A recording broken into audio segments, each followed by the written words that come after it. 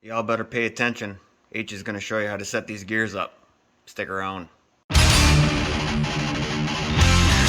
Well, this is supposed to be part of the Malibu video, but that got to be a bit long-winded, so I edited it out of there and we'll upload it on its own. Hope somebody gets some value out of this. And move on to the old rear diff. I knocked the tires off and pulled the drums, and I pulled the lid off of it last night and let her drain overnight. Before we get going here, I marked the caps. I marked the A and the B on this one so I know what side they go on and what orientation they go in. Well, after pulling the center pin and trying to whack that axle in, I realized this is not a C-clip axle. Cool. I'll get out the old impact and go through the holes there and blast them bolts out.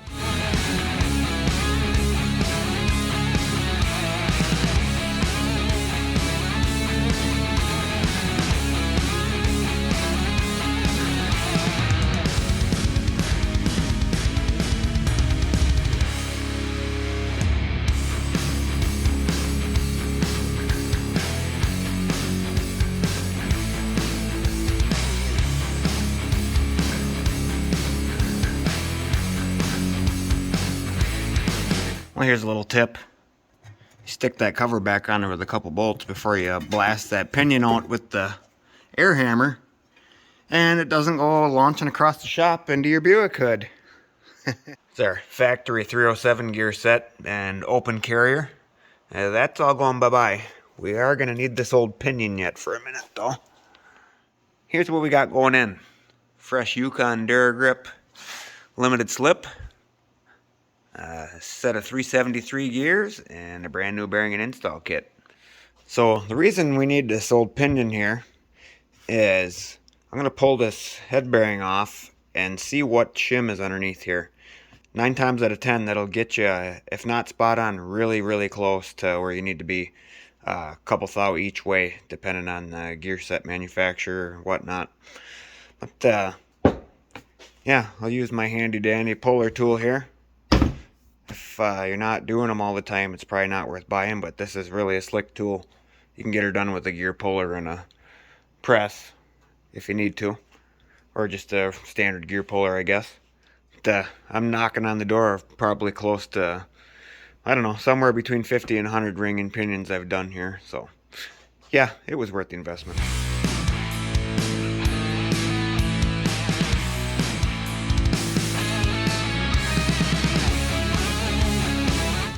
We got our shim off. You read that. 33 thousandths. Put that baby on there.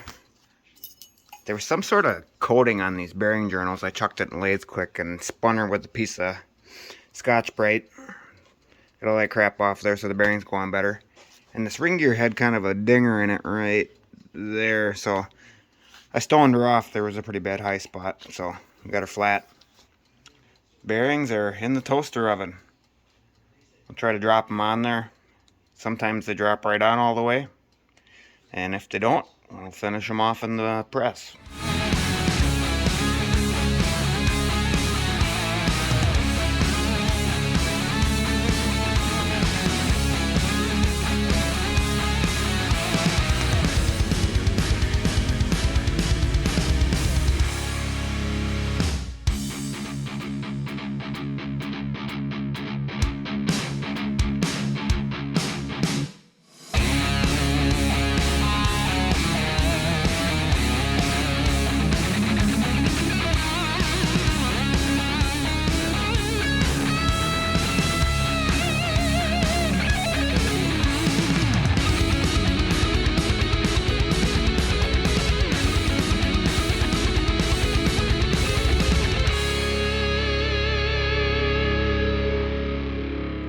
Drove those races in housing and stuck the pinion in there. That doesn't have a crush sleeve on it, and the pinion seal is also not on there because we'll have to take it back out, I'm sure. But I just tightened that pinion down enough to offer a little resistance on the bearings, just to take out all the slop in the bearings, and stuck the carrier up in here. And I used the original carrier preload shims here. They're just one solid piece that they machined from the factory. Instead of having a bunch of little shims, they do one big thick shim that's machined to a certain thickness. But got about 20 thou backlash. That's a bit far out to get a pattern check yet. So I'm going to take these shims back out and pay attention what side they came out of and measure them. And whatever that total thickness is between the two, I'll take these new shims. They're just a thick shim with a lip on it with thin ones between. Little sandwich there.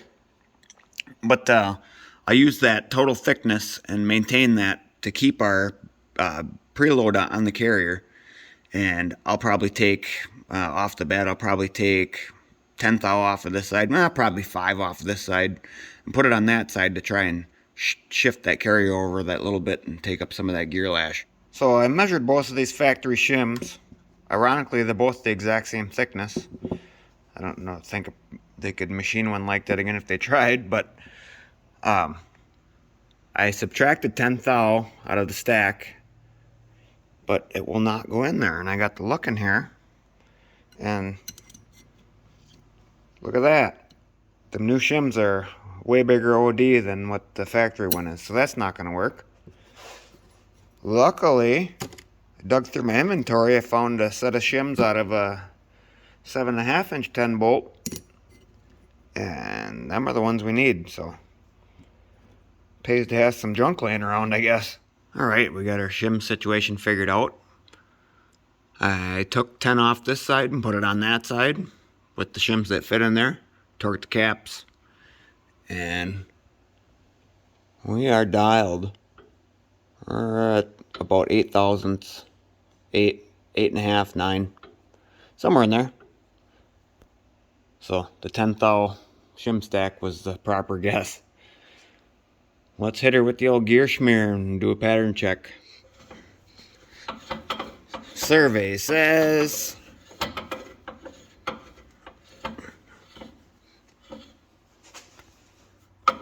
send it. By our chart here, this is probably the best chart I've ever found. It's the most comprehensive and I guess easiest to read. On the heel there, we're out just a tiny bit, as you can see here.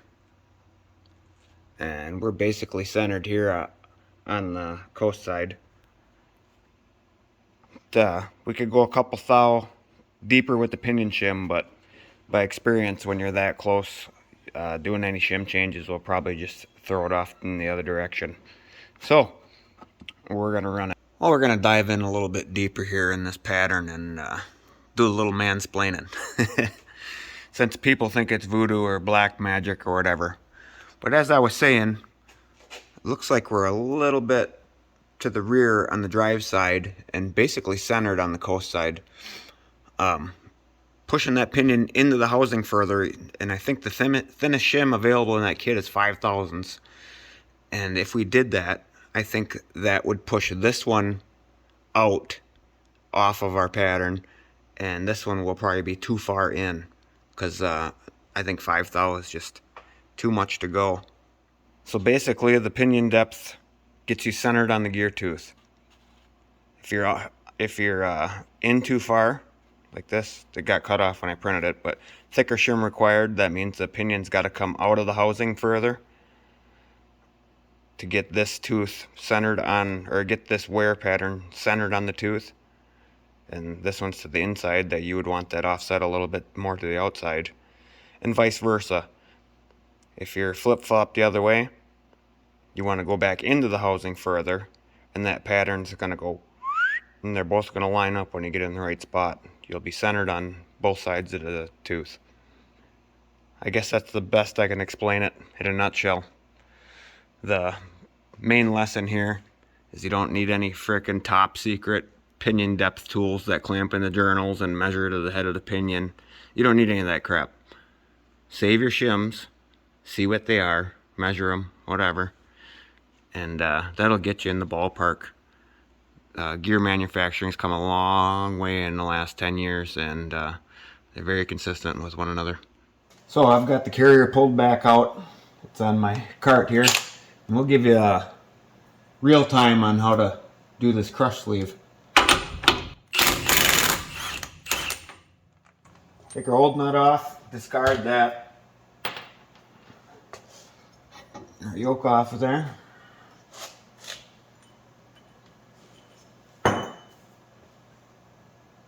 And that pinion's in there, pressed into this snout bearing, so I'll drive that out with the air hammer. This shit out of my way.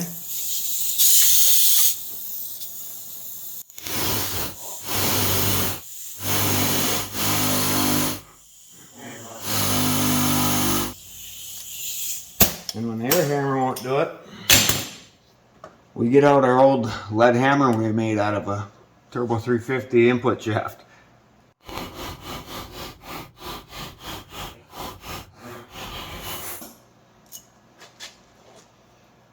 And put just a touch of light oil on this bearing.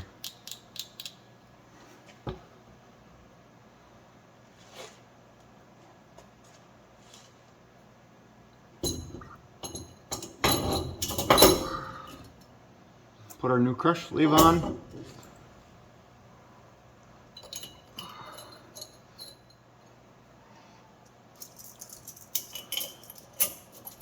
Set our bearing back on there.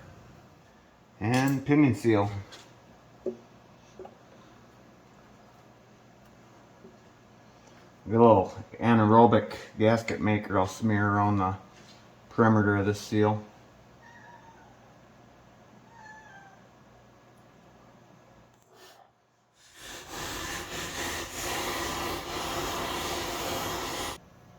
Appears to be seated.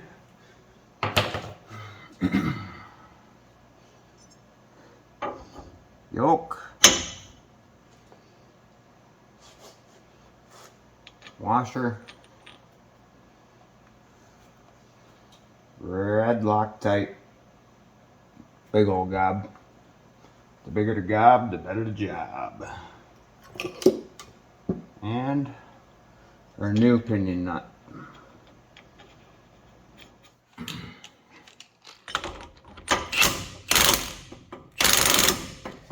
So I'm going to continue to tighten this up slowly until I can't move that pinion in and out anymore. And then we'll start checking our preload.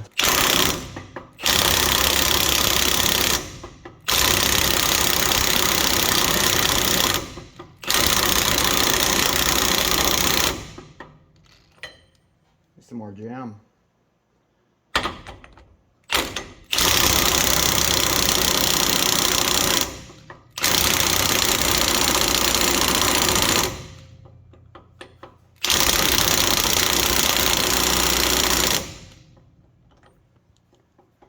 Little bit there yet.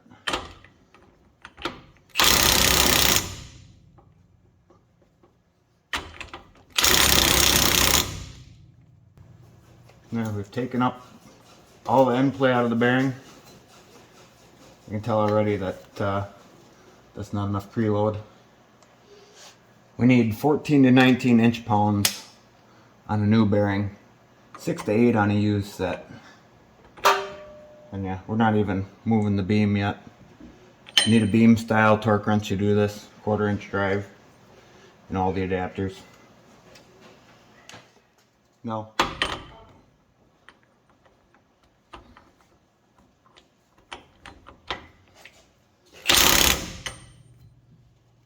A little more.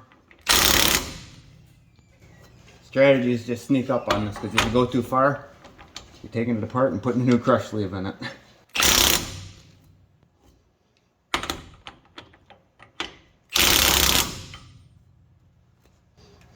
We might have a little resistance there.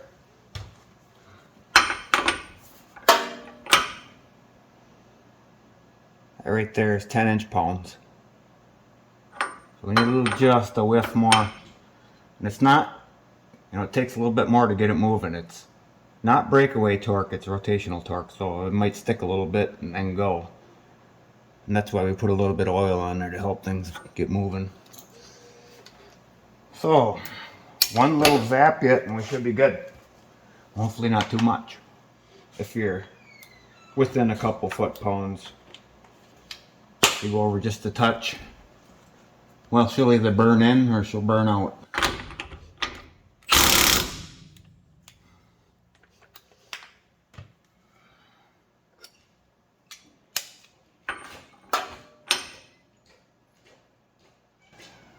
Right there. Just under 20. 14 to 19. We're good to go.